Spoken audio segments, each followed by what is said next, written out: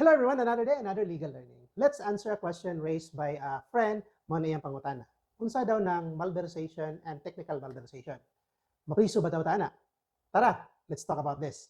Malversation happens when a public officer entrusted with government funds or property misappropriate, misuse, or allow others to misuse that property or money. Or in simple term, public officer ni siya entrusted with money and property sa government, iyang gidivert into personal gain or gikawat niya ang fund na supposed to be sa gobyerno.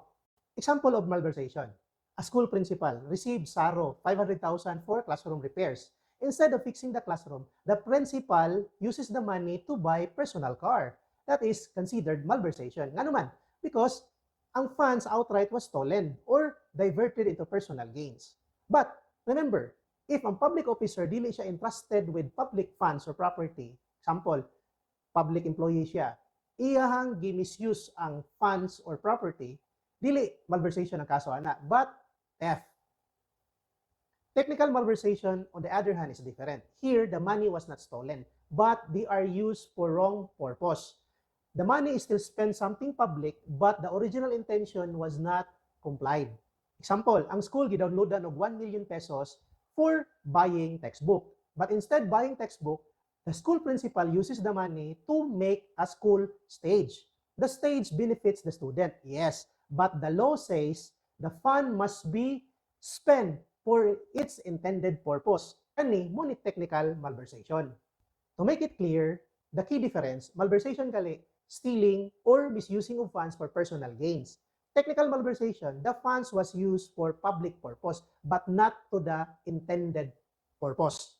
Kaning duha, criminal liability ni. If proven and convicted, ang diferensya nila is mas bugat kayo ang malversation kaysa technical malversation. Why? Malversation, if ma-imprison ka, you can be in prison from 6 months up to 20 years. While technical malversation, 6 months up to 2 years. In closing, this distinction matters because they protect accountability in the public service. Whether in school, division offices, or government offices, funds are intended to serve the people.